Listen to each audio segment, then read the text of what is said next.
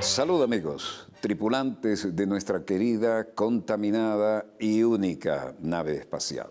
La misma que desde la última vez que nos vimos por estos medios ha dado otra vuelta sobre su eje imaginario y por supuesto sigue generando acontecimientos en pleno desarrollo. Y si no me ven de pie en el mapa es que los acontecimientos los tenemos aquí y tienen nombre y apellido. Nuestro invitado, una personalidad interesantísima, Javier Couso Permuy. Diputado del Parlamento Europeo por España. Nació el 8 de noviembre de 1968, nada menos que en Ferrol. Nacionalidad española, obviamente, partido político Izquierda Unida.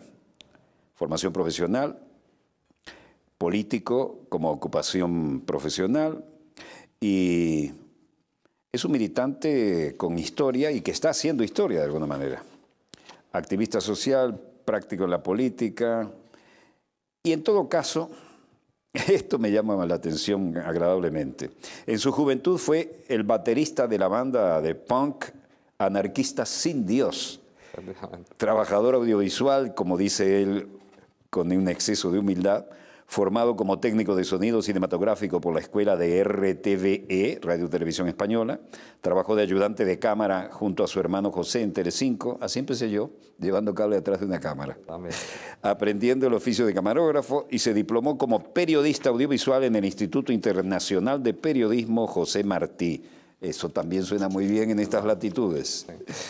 Y ha trabajado en informativos en diversas productoras, realizando labores de producción, operación de cámara, dirección. Fue también mensajero, músico y librero. Bueno, aquí caga el lugar común, ¿no? De músico, poeta y loco, todos tenemos un poco. Hay que ser un poco loco para andar en esto y en todos los avatares. Si hacemos justicia a este currículum, se nos va medio programa. Bienvenido, Javier. Muchas gracias. Bien hallado. ¿Qué te trae por estas latitudes? Bueno, en estos momentos fui invitado por el Consejo Nacional Electoral para ser acompañante electoral en estas elecciones regionales. Además, en un momento que por mi ocupación en el Parlamento Europeo, en la Comisión de Asuntos Exteriores, de la cual soy uno de los vicepresidentes... Nada menos que la Comisión de Asuntos Exteriores. Esa es muy importante. La más numerosa, aunque bueno, luego tendremos oportunidad de hablar de lo que es el Parlamento Europeo y la Unión Europea. Sería bueno que nos dieras tu versión. Efectivamente. Un Parlamento Europeo que prácticamente no legisla, pero sí es una comisión que es muy importante, es la más numerosa, pero que además, cuando yo la he estudiado, antecede a muchas operaciones que se desarrollan por el mundo, creando escenarios y convenciendo a eso que se llama opinión pública. En esa comisión el tema Venezuela está permanentemente puesto, sobre todo por parte de los parlamentarios españoles de la derecha, también de los llamados socialistas, que digo llamados porque cada vez les queda menos. Y bueno, para mí era muy importante observar este proceso electoral. Estuve haciendo las labores propias de un acompañante electoral, visitando colegios, viendo las auditorías, preguntándole a los testigos de la oposición, a los del PSV, a todo. Y bueno, para el próximo jueves, que tenemos Comisión de Asuntos Exteriores, en la cual va a estar el embajador de la Unión Europea, que supongo que hará una serie de diatribas en contra de Venezuela, sobre todo anticipando lo que estamos viendo que están preparando, según supimos por un documento de diplomáticos europeos que trabajan aquí, sobre el que está trabajando Federica Mogherini, que es la vicepresidenta y alta representante en política exterior, para poner sanciones por primera vez a Venezuela. Entonces, me va a servir mucho para todo este análisis práctico y profesional de estas elecciones, pues para esta batalla que yo creo que en estos momentos, igual que el centro del mundo pasa por Siria, ahora mismo lo creo que el centro del mundo también pasa ahora mismo por Venezuela. Te diré algo, me tiene de cabeza que se atrevan a decir algo contra este sistema y proceso electoral, del cual, y lo presenté anoche, el video, y vamos a ver si lo recuperamos en algún momento, el propio presidente Carter vino con todo su equipo aquí, recorrió una elección completa de norte a sur, de este a oeste, y cuando terminó dijo, hemos supervisado o hemos sido testigos de 92 procesos electorales en todo el planeta. El sistema electoral que tiene Venezuela es el mejor sistema electoral del mundo. Ahora, Carter, expresidente de Estados Unidos, exoficial naval, hombre que tuvo el botón nuclear en sus manos, se tira esa declaración contundente y todos los burócratas que andan por allá en Europa, que a lo mejor lo que piensan en Venezuela es una playa tropical, bellezas en bikini, se permiten hablar así de este sistema, viejo. Es increíble, pero yo creo que tiene mucho que ver también cuando hacemos una reflexión sobre el periodismo que estamos viviendo o el antiperiodismo que podríamos decir. Fundamental, dale con todo. Porque yo creo que ahí lo que no están haciendo es información, lo que están haciendo es propaganda, efectivamente. Porque estamos viendo que hay declaraciones, hay opiniones de determinados líderes, pero sin ningún tipo de prueba. Y es curioso que a la población de mi país le informan así, o le desinforman así. Hay un sistemático trabajo, desde que gana el presidente Hugo Chávez, de desconocer y desinformar de la realidad venezolana. Y así un pueblo maravilloso como es el mío, que yo lo creo, yo amo a mi país, el pueblo español, con buenos sentimientos, se le vio además cómo reaccionó después de aquel atentado terrible del 11 de marzo, la xenofobia no creció como en otros países de Europa, ahora acabamos de sufrir otro, pues le engañan continuamente y piensan que, por ejemplo, no saben el nombre del presidente de Portugal, si tú le preguntas a cualquier español, pero conocen el nombre del presidente de Venezuela y creen que es su archienemigo en tal y como lo hace Hollywood, ¿no? Entonces es curioso que que el país ahora está diciendo, el periódico El País, de la posverdad, ellos son la posverdad. Ellos son los que están fabricando relatos y realidades que, como decía Goebbels, si repites 1000 veces una mentira se convierte en verdad. Pero nunca te cuentan las auditorías que se hacen antes, que incluye a la oposición, los controles biométricos que hay para el votante, las auditorías que se hacen in situ al cerrar los colegios electorales, las auditorías que se hacen posteriores y la auditoría ahora que va a haber, además, general, a pedido del Partido Socialista Unido de Venezuela, también del presidente, y ahora parece ser que de la oposición. Entonces, ¿en qué mundo vivimos en que los hechos, la contextualización no existe y lo que existe es una desinformación campante? Entonces, cállense la boca porque yo lo he visto con mis propios ojos, pude hablar con unos y con otros, hubo una normalidad absoluta, afortunadamente, cuando impensable para mí hace 2 meses, ¿no? Y que digan eso sin base a pruebas. Es decir, tú venías con el beneficio de la duda, ¿no? Yo venía, bueno, ya me seguí en la Asamblea Nacional Constituyente, que para mí también fue una sorpresa, porque además paró en seco ese terrorismo callejero. Además, un terrorismo callejero muy preocupante en algunos lugares del país, con elementos paramilitares y operaciones que yo creo que son de testeo para futuras desestabilizaciones armadas, ¿no? O sea, lo que hablamos, pues, guerra de cuarta generación, podríamos hablar de... Entonces, de repente, se paró en seco por la voluntad de 8 millones de votantes, a pesar de las amenazas, a pesar de los ataques a centros electorales, aquella imagen de gente cruzando un río para poder votar, qué cosa más maravillosa, ¿no? Emocionante esa imagen, la mostramos aquí. En ese sentido yo venía con esa esperanza, pero también con duda, porque a ver qué va a pasar. Y me voy con una satisfacción para poder decir, por lo menos prestar esa voz a la democracia venezolana en Europa y decirles, no señores, no son lo que ustedes están contando. Yo lo he visto con mis propios ojos, aquí le traigo además los informes de los expertos electorales y de los acompañantes electorales, y peleen conmigo con argumentos, no con propaganda. Qué bueno oírte decir eso. Qué bueno. Tú sabes que aquí tenemos varios problemas, ¿no? El primero de ellos, en mi jerarquización en este momento, porque las cosas son fluidas y cambian rápidamente, y eso es un lugar común decirlo, algo que repetimos hasta el hartazgo. El petróleo del Medio Oriente se lleva 40, 45 días para llegar a Texas, Estados Unidos. El mayor reservorio del mundo está aquí, en la República Bolivariana de Venezuela, y se lleva 4 a 5 días, y además sin pasar por zonas de peligro. Era muy natural que cuando el comandante Chávez dijo bases militares extranjeras en la patria de Bolívar, no. Y los hermanos colombianos se bajaron los pantalones de la dignidad y la soberanía con 7 bases gringas, no una como querían aquí. Y lo último que hicieron fue, haga lo que haga un soldado estadounidense en Colombia, así le viole, voy a decir un exabrupto, la hija al presidente, no lo pueden juzgar, tienen que entregárselo a su cadena de mando. Eso es, para mí, solo comparable y peor que lo que tuvo que sufrir Japón después de las 2 bombas atómicas y la ocupación militar de los estadounidenses. Pero por desgracia parece que esa es la no tan dominante en todos los acuerdos bilaterales que hay cuando Estados Unidos pone sus bases, que inmediatamente se ponen por encima del derecho internacional en un acuerdo bilateral en el cual se exonera a sus militares de cualquier delito que puedan hacer en el terreno donde esté desplegada ese contingente militar, lo cual pues es, como tú muy bien dijiste, una bajada de pantalones de la soberanía de cualquier país, en ese caso de Colombia, pero también en el caso mío.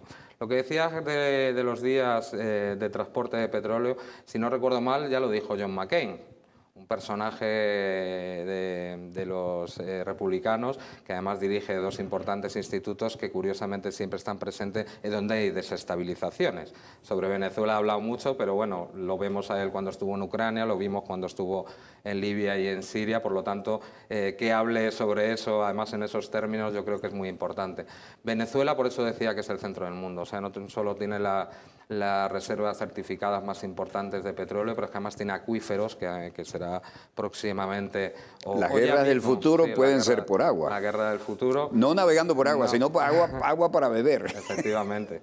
Con el cambio climático cada día lo estamos viendo más, pero además tiene minerales preciosos, tierras extrañas, como se llaman, que se utilizan en alta tecnología, pero sobre todo, para mí, lo que más importante es que tiene un proyecto, y un proyecto regional de integración que choca directamente con los proyectos de desintegración, yo no los llamo de integración, neoliberales, que son todos esos tratados de libre comercio. Yo tuve el privilegio de estar en Mar de Plata en 2005, cuando el ALCA cayó, ahí conocí al comandante... Se mandó un discurso inolvidable. Inolvidable, ahí está. Además, recuerdo al presidente de Argentina aguantando la risa y disfrutando Mucho. Y yo creo que eso es lo que más preocupa en los centros... Otro que murió prematuramente, ¿no? Efectivamente. Prematura y sospechosamente. Tenemos que sospechar mucho de todas estas muertes. Chávez, además, murió en un momento en el que estaba desarrollando, yo creo, una de las grandes maravillas, porque yo lo estudié, el Plan de la Patria, que era un plan para que este país se convierta en una potencia media regional, pero además, sobre todo, por esa transmisión de ese pensamiento, recogiendo a los históricos de la independencia latinoamericana. Por eso hablaba de la segunda independencia. Y es tan importante porque estamos viendo todas las guerras que hay en cuanto al acopio de energía. En un momento en el que el mundo se está disputando del pasar de esa unipolaridad, que duró muy poco, porque la segunda globalización dura desde que cae la Unión Soviética hasta prácticamente el surgimiento de los BRICS, podríamos decir, y ahora hay una competencia por un mundo multipolar con la emergencia de China, de Rusia y de otros países, pero sobre todo China, que tiene esa debilidad estratégica en los recursos minerales. Por eso toda la desestabilización en las zonas donde se puede... ¿Tú quisieras explicar esto en el mapa con el puntero? Yo no me atrevería mucho, preferiría que... Ok, sigamos como estamos. Claro. Yo te apoyo un poco. Mira, lo que tú acabas de decir es tan evidente. A ver, Luminito, mosca con esto, gracias. Es tan claro esto, ¿no? Todos los grandes productores de petróleo y la gran mayoría, 40, 42, 45% pasa por esta yugular, Hormuz. Acá hay 10, 12 millas de ancho. Hunde es un gran petrolero y es un caos mundial. Pero la ruta, que es Índico, pasar por el Cabo, subir por el Atlántico Sur, Atlántico Medio y seguir aquí hasta Texas, son los 40, 45 días. Y no hay que olvidar que uno de los grandes negocios del petróleo es el transporte, un negocio colateral, ¿no? Así que son 45 días de navegación. Mientras que la mayor reserva del planeta está aquí en Venezuela, República Bolivariana, y está 4 a 5 días, la proporción es 10 a 1. Pero además tenemos, además de los minerales estratégicos y el agua, tenemos biodiversidad que hasta ahora no se ha dicho todo lo que se puede explotar. Entonces, ¿qué tiene de raro? Que en el espíritu del traidor Santander, los hermanitos de Colombia se bajaran los pantalones 7 veces, con 7 bases gringas que el presidente se negó a tener aquí, presidente Chávez, y por supuesto es la línea que sigue nuestro actual mandatario, ¿no? Primero nos quisieron meter y metieron acá enfrente en las Antillas neerlandesas, que no es más que OTAN, y luego con esta traición histórica que clama al cielo de Colombia, que es al estilo mejor de Santander, 7 bases gringas. Pero lo último es, haga lo que haga un soldado estadounidense, no lo pueden tocar. Así le violen la hija al presidente, como decimos nosotros en un truculento ejemplo que no le escapa a Juan Bimba. Juan Bimba aquí es Juan Pueblo, ¿no? Ah, vale. No, pero es importante señalarlo, ¿no? Porque para entender, ellos utilizan esos subterfugios descalificadores de ese periodismo de propaganda. Además, si se estudian todas las desestabilizaciones, pasó lo mismo en Ucrania, en Libia, en Siria, en Irak, etcétera, etcétera, para explicar también a la población venezolana y a la población del mundo por qué hay un interés claro en desestabilizar estos gobiernos que tienen...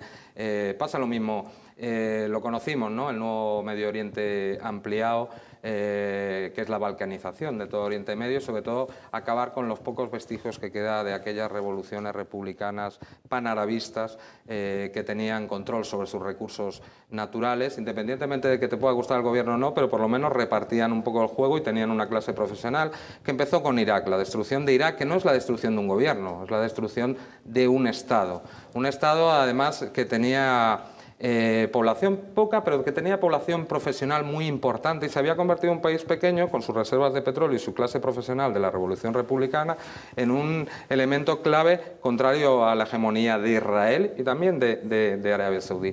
Y a partir de ese momento se ha ido destruyendo todos esos vestigios. También tenemos en África Libia y, por supuesto, Siria. Afortunadamente, en Siria se ha conseguido parar momentáneamente toda esta destrucción, sobre todo de países que son multiconfesionales, que tienen una diversidad en la convivencia, a pesar de lo que diga toda la propaganda. Yo lidero el grupo de apoyo al proceso de paz en Siria, formado por parlamentarios, y eso ha sido casi un milagro, de diversos grupos. Repite. Tú lideras. Bueno, no, soy el portavoz.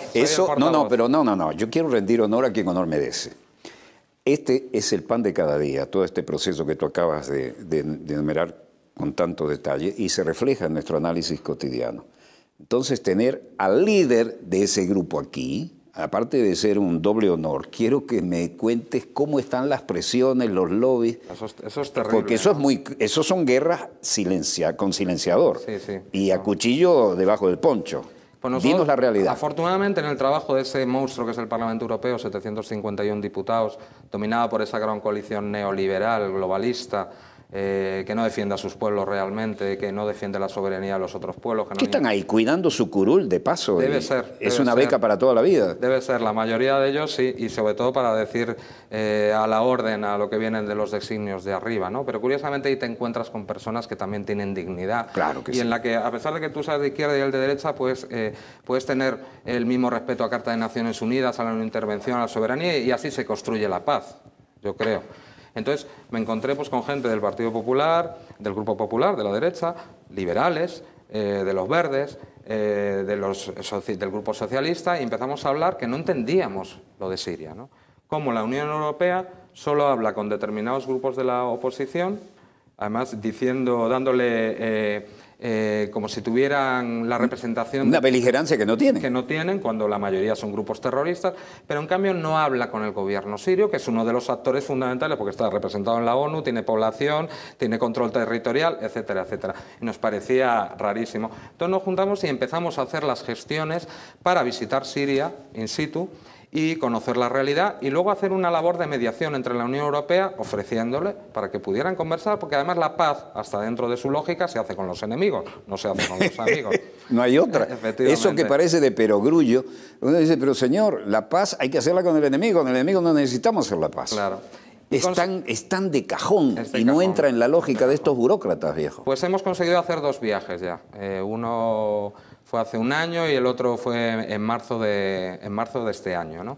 En el primero estuvimos en Damasco, recorrimos y nos entrevistamos con todo el mundo, incluyendo el presidente Bashar al-Assad, y en la segunda visita fue mucho más amplia, fuimos la primera delegación que entramos en Alepo, en el Alepo liberado, y fue más diversa porque hablamos con gobierno, pero hablamos con ONU también, con la oficina de Mistura, hablamos con representantes religiosos, ortodoxos o sea, cristianos, maronitas, etcétera, etcétera, pero también musulmanes, hablamos con la embajada checa, que afortunadamente nunca cerró y siempre tuvo las puertas. Perdón, ¿la embajada? checa. De Checoslovaquia.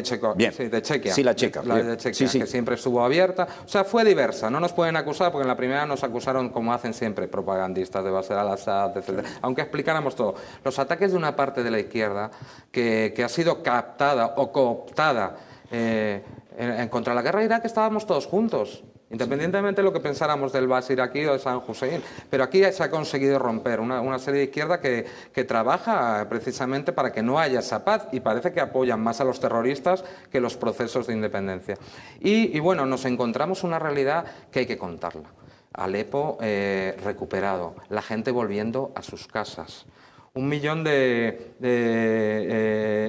el corazón industrial de Siria. Se han llevado las fábricas a Turquía, curiosamente. O sea, tornillo a tornillo. Turquía, que siempre lo presentábamos la punta oriental de la OTAN. Efectivamente, siempre fue la que cuidó de ese... El cuartel Turquía. De ese flanco. Con todo respeto, ¿no? Porque luego, tienen su historia. Por ejemplo, el representante de la Media Luna nos decía, cuando capturamos los barrios del este, nosotros que no teníamos comida ni medicina, lleno de comida de la Unión Europea, de otros organismos internacionales, medicinas que tenían los terroristas que no habían servido. Llevaban 3 meses sin agua porque los terroristas la habían cortado, que es un crimen de guerra, no lo contaba nadie. Y luego lo más importante, 2 aspectos que quiero resaltar. El Ministerio de Reconciliación, que dirige el ministro Haidar, un conocido opositor a Bashar al-Assad. Conocido opositor que no cuenta a nadie. Matan a su hijo en un atentado terrorista y él dice, aunque yo no me lleve bien o no crea en el proyecto de Bashar, pero yo tengo que defender mi país. E inician una serie de procesos de reconciliación que afectan ya a 3 millones de sirios y sirias, inédito en la historia. ¿Por qué? ¿Qué hacen? Llegan a los lugares, ellos han detectado que existen gente de buena voluntad que está combatiendo el gobierno, pero terroristas, hay que separarlos. Entonces, dentro del concepto de respeto y de no rendición o de dejación de armas con dignidad, que está muy intrínseco en la cultura siria, se busca un mediador, puede ser una personalidad religiosa, social. Entonces se les ofrece a las personas que quieran dejar las armas amnistía e incorporación en la policía o en el ejército árabe sirio. Y a los que no quieren abandonar se les deja ir con armas ligeras a la provincia de Idlib. Eso es inédito. Corroborado luego por nosotros entre la oficina de Mistura. Es cierto que... Es decir, lo viviste y lo comprobaste. Lo comprobé. O sea, entonces con eso logran separar a los terroristas, que la mayoría son mercenarios, que vienen de 89 nacionalidades, de gente que de buena fe pues se equivocaron. Y han conseguido esos 3 millones de personas, más de 90.000 amnistías, y está permitiendo el retorno de personas. Eso no se cuenta. Yo lo conté en el Parlamento Europeo. Y luego, importantísima la reunión con Bashar al-Assad. Bashar al-Assad, con toda la disposición, ya lo dijo, cambió la Constitución, un sistema multipartidista, y sobre todo a revisar, acabado el terrorismo. Dice que no tiene ningún problema en consultar a su pueblo, y yo así lo creo, que su pueblo es el que tiene que decidir quién. Llevamos a Europa y ni siquiera Mogherini nos recibe. ¿Cómo es la cosa? Ni siquiera Mogherini nos recibe. Nosotros le pedimos una reunión explicándole además lo que nos había contado la embajada checa, que las sanciones estaban afectando al pueblo llano, efectivamente no estaban afectando pues a las personas del gobierno. Pero es que no es arbitrio de ella, es su deber recibirlos. Pues no nos recibió y aún así sigue. Cada día que la puedo, al ser vicepresidente, puedo estar en la mesa, puedo estar en algunas reuniones a puerta cerrada cuando viene a la comisión, preguntándole que tiene que hablar con todo el mundo, porque además comprobamos, qué curioso, que la colaboración antiterrorista está al 100% de todos los países, excepto de Francia. Excepto de Francia por decisión de Siria, a Francia al haber estado entrenando con sus fuerzas especiales y suministrando a determinadas. Entonces, para que veas... Todos los excolonialistas tienen la mano hasta el codo ahí. Todos.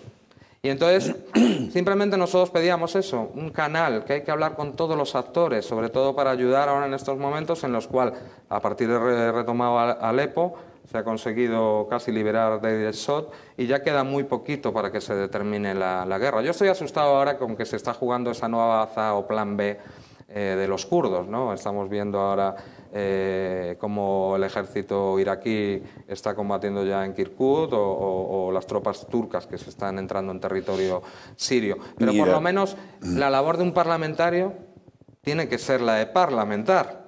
Entonces, a pesar de la negativa, lo hemos seguido intentando. Hubo una invitación de la Asamblea Francesa al viceministro de Exteriores sirio, lo invitamos también al Parlamento y el señor presidente del Parlamento Europeo nos lo prohibió por razones de seguridad. Entonces, bueno... Eso no es presentable, no es de recibo. No es de recibir. Mira, yo algunas experiencias he tenido, y se lo agradezco a Dios y a Venezuela. El Irak de Saddam Hussein, kurdos al norte, al centro los de su propia etnia y al sur la que restaba, ¿no? Fui de sur a norte, libertad de movimiento absoluto. Los kurdos tenían parlamento propio, medios de comunicación propios, podían usar su idioma y mientras no alteraran la unidad y la soberanía del país, se les consideraba tan ciudadanos como cualquier otro. Vienen, inventan esta guerra, claro, era una potencia petrolera también, e importante, ¿no? Formando parte de la OPEP. Además, no nos perdonan a los venezolanos haber sido los creadores de la OPEP. No. Esto es motivo de otro testimonio. Pero ese Irak funcionaba como un reloj suizo y tenía un estándar de vida envidiable. Y yo veía a la gente que viajaba, los aviones venían llenos de Europa, de todos lados, llenos de paquetes, de cosas y todo el mundo. Y el último trago, porque ahí el país musulmán no se podía, ¿no? Y lo mismo veía con la Libia del coronel Gaddafi, que también tuve el honor de conocer. Y han destruido el Magreb, viejo. Lo ha destruido todo. Lo han destruido a la medida de los intereses geopolíticos, ¿o me equivoco? No, está absolutamente destruido. La balcanización es evidente, ¿no? Yo me llevé, porque antes en Siria también estuve en la parte del Kurdistán sirio, en Rojava. Bueno, me llegué una alegría al hablar con los kurdos de que no pedían independencia, sino que pedían una república federal o una integración diferente. Eso ya es mucho. Y ¿no? ya es un avance, ¿no? Pero bueno, por desgracia, a mí me resultó muy extraño. Yo visité Bagdad en 2004 para hacerle un homenaje a mi hermano. Mi hermano fue asesinado en el Hotel Palestina. En el Palestina. Cuando ejercía de camarógrafo. ¿Y tu hermano estaba en el piso quinto? Sí, estaba en el piso 14 y en el 15 estaba el de Reuters. Perdón, en el 15 digo yo, me equivoqué, me faltó un número. Ahí estaba Taras Prosiuk en el 15, Sí. que era camarógrafo de Reuters, y mi hermano de Telecinco abajo. Y Le dispararon, sabiendo que estaba la prensa ahí. Eso fue un asesinato, porque para callarlos. 6 horas llevaban grabándolo mi hermano, eran carros de combate M1 Abrams A1, estaban encima de un puente al Yumurilla, es decir, posicionados, con lo cual no tenían amenaza de armas contra carro. Todo el mundo sabía que la prensa estaba allí y en qué piso estaba. Porque ¿qué hace un carro de combate cuando tiene amenaza de arma contra carro? Inmediatamente lanza los botes fumígeros de ocultación vehicular, busca una masa cubridora y dispara. En ningún momento lo hicieron. No, pero permíteme decir lo que yo mostré aquí. El blindado viene, se para en el puente, dirige el alza y la puntería. Y se toma todo el tiempo para hacer un tiro perfecto como si fuera de práctica y se lo mete por el balcón. Efectivamente. Eso es un crimen de lesa humanidad. Utilizan además un proyectil HIT de alto explosivo con un temporizador, esos que se utilizan contra infantería, porque con la metralla, si llegan a lanzar otro tipo de proyectil, yo creo que matan a 200 periodistas, ¿no? Sí. Además, todo el mundo sabía que la prensa estaba allí, pero eligen el balcón exacto. Lo que hubo, porque nosotros, bueno, tenemos un proceso judicial por la Audiencia Nacional por crimen de guerra, por un presunto delito de crimen de guerra contra la cadena de mando. O sea, fue el sargento Doe Gison, el teniente coronel Filitei, no me acuerdo ahora mismo de los nombres, y hasta con el coronel Wolford y el general, ¿no? Que curiosamente, mientras acababa con las 3 señales en directo, que en aquel momento era Al Jazeera, Reuters y Abu Dhabi Televisión, él dejaba que la cadena Fox se emitiera en directo. O sea, sí, Fox, justo Fox, la gran democracia de Fox. ¿No? Entonces, volviendo al tema, ¿no? Nosotros tenemos el caso abierto, aunque el gobierno nos ha cambiado las leyes para cerrarlo. Lamento abrir esta herida, que es personal en tu caso, pero fue tan indignante. Las noticias son malas, maten al mensajero. No lo podían controlar. No, ellos cuando estaban cruzando el Tigris no sabían lo que iban a encontrar al lado contrario, no sabían si iba a haber pues guerrilla urbana, que sabes que pues, un ejército grande se pone al nivel, ¿no? Pues no puedes utilizar los grandes medios de bombardeo, tienes que bombardear a baja cota, pequeños blindados, etcétera, etcétera, con lo cual tienes muchas bajas, ¿no? O muchas bajas o producen muchas bajas civiles, ¿no? Entonces yo creo que ahí se quisieron quitar las imágenes en directo, porque solo atacaron a las cámaras en directo, lo que pasa es que mi hermano estaba en la de abajo, ¿no? Fue un crimen clarísimo. Yo estuve en ese hotel, y yo viví, no esa circunstancia, estuve antes, y viví, crucé ese puente tantas veces, ¿no? Pero nosotros, me pareció un crimen de guerra. De guerra absoluta. Y nosotros conseguimos, por esa denuncia, el juez, que fue muy valiente, el magistrado Santiago Pedra de la Audiencia Nacional, fue a hacer la reconstrucción in situ. Y además presentamos expertos, un perito independiente del Ejército Español que utiliza carros Leopard, que son parecidos. También participaron físicos de la Universidad Complutense de Madrid, y sabiendo las características del carro M1 Abrams A1, que ve creo que con sus visores optométricos prácticamente 2 kilómetros, entre 2 y 2 kilómetros 700, yo estaba 1 kilómetro. Y además tienen visión nocturna, o sea, de primera. Visión nocturna, y tienen visión térmica, etcétera, etcétera. Incluso los A2 ven ya 4 kilómetros, o sea que lo veían perfectamente. O sea, todas en la conclusión del sumario, el juez determinó que había sido una operación diseñada para amedrentar a los periodistas y impedir su trabajo, lo cual, por todo lo que son los principios del derecho internacional, estamos ante una vulneración del derecho internacional de la guerra. Actualmente nos ha admitido el Tribunal Constitucional la denuncia contra ese cambio de ley que nos ha dejado sin tutela efectiva. Es curioso, ¿no? Ahora, por ejemplo, a una ciudadana española la secuestran para trata de blancos en Marruecos o en otro lugar, y si el victimario no está en España, la justicia española no lo puede perseguir. ¿A ti qué te parece eso? Tiempos veredes. ¡Qué barbaridad, viejo! Alucinante. Entonces yo retomando lo que veníamos hablando antes, yo cuando hago esa visita le hago un homenaje a mi hermano en el Hotel Palestina, que por cierto los estadounidenses no me dejaron entrar a su habitación. No me dejaron ni ingresar a dar un ramo de flores. Lo tuvimos que hacer en aquel momento el Hotel Palestina, porque ahí había gente de la coalición, estaba rodeado de muros y de alambradas y carros de combate y de todo. Tuvimos que salir, íbamos a salir por Jordania, pero hubo combates y salimos por el Kurdistán iraquí.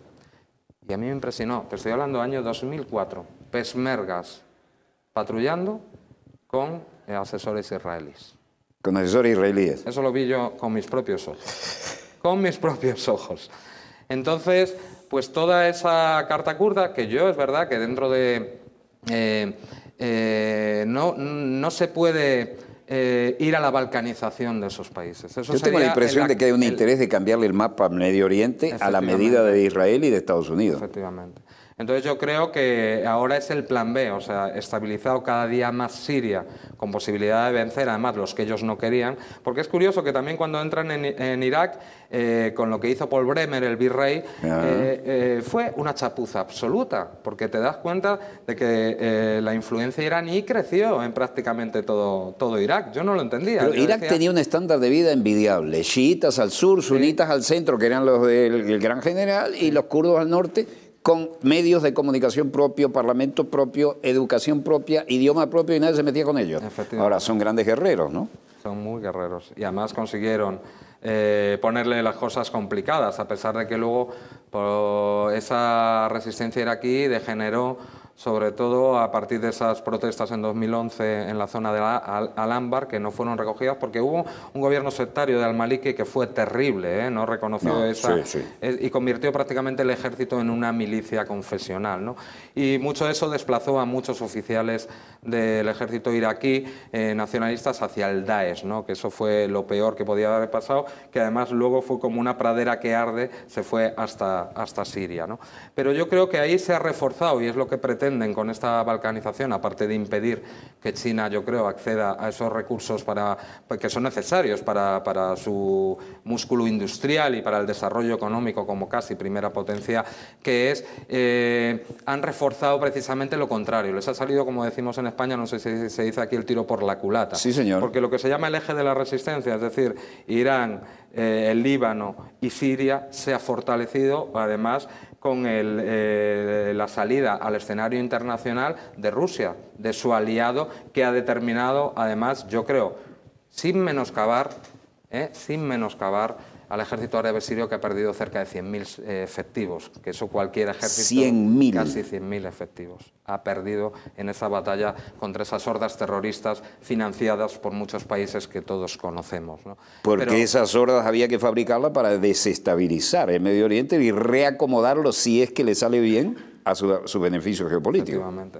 Pero tú que sabes de cuestiones y asuntos militares, imagínate qué apoyo no tendrían para haber sostenido esta guerra durante tantos años contra un ejército árabe sirio, contra Hezbollah, que es una milicia que nos demostró ya en el 2006 su capacidad de combate, destruyendo de las 9 divisiones de carros de combate Merkava que tiene el ejército israelí, destruyendo 1,5 e incluso haciendo un ataque contra una corbeta israelí, contra el apoyo ruso aéreo, también la inteligencia iraní y las fuerzas especiales iraníes.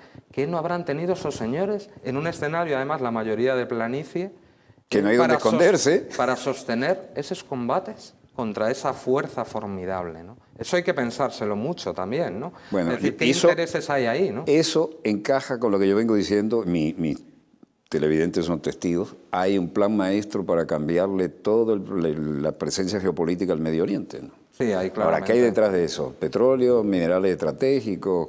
Yo creo que ahí lo que hablábamos al principio. O un campo que me dé seguridad a ciertos amigos. Yo creo que tiene que ver mucho con todo. Primero, favorecer a los amigos, que tradicionalmente ha sido Israel, Arabia Saudí por un lado y tú decías muy bien Turquía por otro. Lo de Turquía puede estar cambiando, ¿no? Lo veremos. Lo de la otra zona también. Bueno, Arabia Saudí fue hace poco a Rusia, o sea que las cosas se están moviendo demasiado. Pero yo creo que hay una evidente intento de impedir ese acceso a China, esos círculos concéntricos de seguridad de los que se hablaba, y por el otro lado también la desestabilización de esas periferias Estados Unidos que le interesa. Por un lado, la periferia con Rusia, o sea, la contención por Rusia, eso es lo que nos toca a nosotros, a los europeos, ser prácticamente una proyección estadounidense para contener a Rusia y limitarla, y por el otro lado, por lo que decíamos antes de China. Lo de la Unión Europea y la OTAN es muy interesante, ¿no? La OTAN ha cambiado totalmente. Cuenta, eso mira, ese es un tema fundamental para nuestro análisis. Cuéntame eso. La OTAN, por ejemplo, cambia hacia la OTAN globalista en 2011, en la cumbre de Lisboa. Ya no es organización del Tratado del Atlántico Norte. Es una organización que trabaja, antes era una alianza en torno al arma nuclear, dedicada a contener a la Unión Soviética, además muy desigual con Europa, porque es una organización que no sé, como tú lo sabes perfectamente, SACEUR, el mando militar, es el que tiene el mando sobre el botón de las armas subatómicas desplegadas en Europa. Eso motivó la salida de Gaulle de la estructura militar. Señor. Es decir, que a nosotros nos dejan... La force de frappe de Gaulle es nuestra, la maneja Francia y ni nadie más. Diga, el viejo general otra vez dando la nota, ¿no? Y dando vamos a sacarlo del club. Dando lecciones. Y en cambio a nosotros nos dejan la Secretaría General, o sea que siempre es un civil europeo y tal. Ahí cambia, ¿por qué? Porque en 2011 ya dice, antes la OTAN estaba supuestamente constreñida al derecho internacional a la ONU, ahí realmente ya no, habla de una oportunidad pueden intervenir en cualquier lugar del planeta donde se afecte sus intereses, y ya señalan varios intereses diferentes, entre ellos recursos energéticos, agua y migraciones. Nos hemos cansado de decir aquí, son testigos los televidentes. Eso está en la cumbre de Lisboa. Una de las grandes riquezas de Venezuela es agua, y las guerras del futuro, cuidado, se van a hacer por agua potable. Claro que sí. Y luego ya en las otras cumbres, sobre todo en Varsovia y la última en Bruselas, también la de antes de Gales, empieza también a cambiar la mirada hacia Rusia. ¿Por qué razón? Porque Rusia ha escapado a lo que querían que fuera. ¿Repite eso? Rusia ha escapado a lo que ellos habían decidido que eran con Yeltsin, por ejemplo. Le rompió el esquema. Que era un Estado roto y subalterno. Además, y siempre pidiendo paso, por favor, déjennos. En la Carta de París, que hablaba de un espacio de seguridad común con Rusia, nunca se dejó. Y ellos saben muy bien por qué, y luego lo podremos explicar. Porque si Rusia, que es el suministrador del prácticamente el 100% del gas a la Unión Europea, excepto algo en España que nos lleva por Argelia y por Guinea y por ahí, no necesitaríamos tanto de Estados Unidos, efectivamente. Rusia salta, acaba con la guerra de Chechenia, el señor Putin. Todos los procesos de desestabilización en sus fronteras, como la guerra de Georgia, la para in situ. Limpia su periferia. Limpia su periferia, empieza a jugar también con el gas, Gazprom, de todos los intereses, además con una parte que es interesante de Alemania. Una parte de la clase alemana quiere llevarse bien con Rusia, otra no, sigue los dictados de Washington. Y luego además da el salto de proyección internacional en Siria para defender a un gobierno amigo, pero también sus intereses de salida al Mediterráneo. Posteriormente ya hemos visto lo que ha pasado en Crimea, que era evidente, si te desestabilizan Ucrania y tú tienes ahí la flota del Mar Negro, no se la vas a regalar. Pero además, Crimea los poderes vienen luchando desde 1853. No, y además es el corazón de Rusia y sobre todo no pueden aducir... La flota del Mar Negro no sale al Mediterráneo si le rompen eso. Y Europa no puede aducir la ruptura de Helsinki cuando ellos rompieron y agredieron a la República Federal Yugoslava y cuando permitieron la declaración unilateral de independencia de Kosovo para poner la base más grande de Estados Unidos que se llama Bonesteel. Además aliados a una serie de mercenarios, de traficantes de armas y de órganos, como dijo Carla de Ponte, que no es precisamente izquierdista, ¿no? Entonces, a partir de ese momento, cuando Rusia se empieza a escapar de esa contención que le habían hecho incluso la quinta columna que estaba gobernando, ¿qué hace la OTAN? Pues inmediatamente empezar a contenerla, una OTAN agresiva hacia el sur, empezar a ampliar... Ya no es este-oeste, ahora es norte-sur. Efectivamente, empezar a compelerla y avanzar la OTAN, que esos acuerdos se habían hecho verbalmente entre Gorbachev y Bush, creo que era, o era Reagan, no me acuerdo. George W. Bush probablemente. Gorbachev, que quería ser presidente de guerra, un tipo que se fue a la reserva aérea para no ir a combatir. Para que veas. Pero bueno, piloto de fin de semana. Habían quedado en que no habría, que no se tocaría el Glacis, o sea, la zona de protección estratégica de Rusia, no habría una extensión de la OTAN hacia el este. Y las cumbres de Varsovia y las siguientes lo que hacen es lo contrario, se crea una fuerza de muy alta disponibilidad, 4 cuarteles permanentes en las zonas del Báltico, es decir, ya empiezan a tocar las fronteras y se pone en marcha el escudo antimisiles, que es realmente un cambio absoluto del poder nuclear de uno y del otro lado. Empieza con el Aegis naval, que lo tenemos en España, por desgracia, la base de Rota, están los destructores... Tremenda base, sí, además. Ahí están las fragatas F-100 Álvaro de Bazán y los destructores... La OTAN siempre ha contado con Rota, ¿no? Sí, siempre. El Aegis naval ahí y luego el Aegis terrestre, que está en Rumanía, en Polonia, bueno, tiene base. Eso cambia el equilibrio estratégico y, de hecho, tú lo habrás observado, están saltando todos los tratados de misiles que se habían conseguido en una época de distensión, porque evidentemente si te empiezan a acercar, incluso con fuerzas nucleares, tú tienes que mover tus peones. De hecho, Rusia ya ha movido los Iskander-M, que son susceptibles... No es cualquier cosita, ¿no? Susceptible de llevar armas nucleares tácticas al enclave ruso de Kaliningrado. Lo único que tienen que hacer es cambiarle la cabeza de carga. Efectivamente. Entonces, a nosotros lo que nos están utilizando es como un portaaviones de proyección militar sobre Rusia para tenerla contenida y, sobre todo, para que no haya eso, ¿no?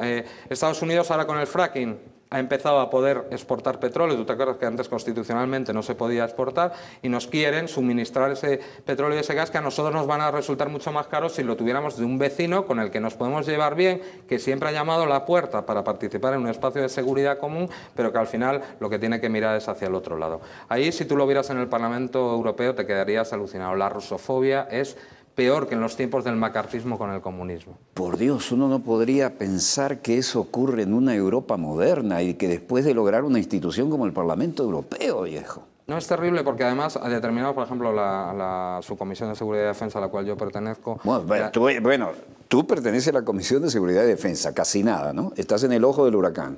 Y la preside una antigua ministra de Defensa polaca con un odio a Rusia que yo creo que es patológico. Yo he tenido a veces... Los polacos lo llevan en los genes, eso, desde la Segunda Guerra. Pero tú imagínate que esta señora, que es la señora Fotiga... Mira, curiosamente, próximamente viajaré con ella en el marco de esa comisión a Norfolk, porque yo creo que hay que estar en Norfolk, Virginia, sí. es la Armada estadounidense. Yo creo que los parlamentarios tenemos que estar en todos los lugares y voy a ir con ella. Pero y rindo homenaje a los pilotos polacos de la Real Fuerza Aérea. Por supuesto, eso siempre hay que hacerlo. Lo cortés no quita lo valiente, ¿no? Ellos fueron volando para la Real Fuerza Aérea, fueron geniales. Pues ella es la impulsora, ¿no? Pero para que te des la idea de qué corriente hay, ¿no?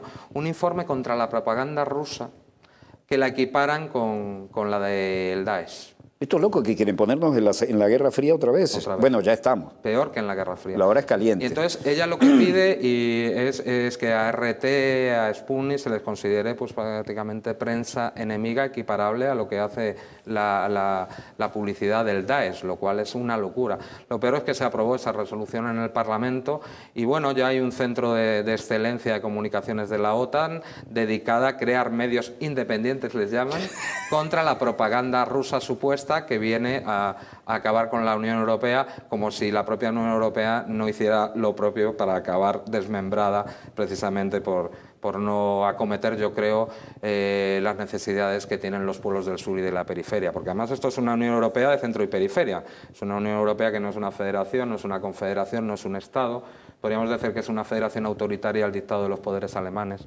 Y evidentemente Alemania, tú imagínate cómo es, industrializada, superávit en la balanza de pagos, en cambio los países del sur y de la periferia desindustrializados por esa Unión Europea de Maastricht, además con una deuda externa y que tiene el euro como si fuera el Deutsche Mark, ¿no? Una moneda muy potente y vende productos de alto valor añadido. Eso algún día tiene que reventar. Si mi país ahora mismo es el segundo más desigual de Europa, con lo que tenemos. Tú imagínate España, la riqueza que tiene. Repite eso, el segundo más desigual de Europa. Más desigual de Europa después de Rumanía es España. Nosotros tenemos, por ejemplo, te voy a dar unos datos, ¿no? 1 millón de niños que comen una vez al día. 1 millón de niños españoles comen una vez al día. Cuando van al colegio normalmente. 2 millones de familias que no reciben ningún ingreso, que no tienen ninguna persona trabajando, viven de las pensiones.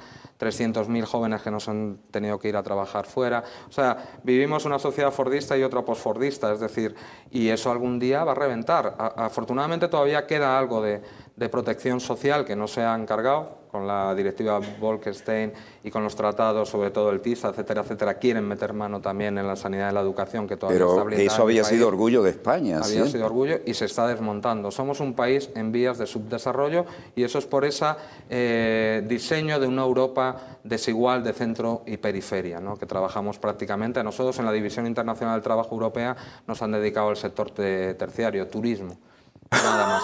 Tuvimos una época de bonanza con ¿Volvieron Felipe. a Franco? Volvimos prácticamente. ¿A la posguerra? Sí, pero peor porque Franco en los años del desarrollismo, en los años 60, él pretendió crear una clase media y lo logró. Y lo logró y luego tenía un pensamiento nacional, entre comillas, ¿no? Teníamos Iveco, Pegaso, Casa, construcciones aeronáuticas y ahora mismo somos un país desmembrado que incluso hemos perdido, yo creo, y vamos perdiendo cada día más la protección social, pero a mí más que la protección social me interesa el futuro de mi país, quiero industria.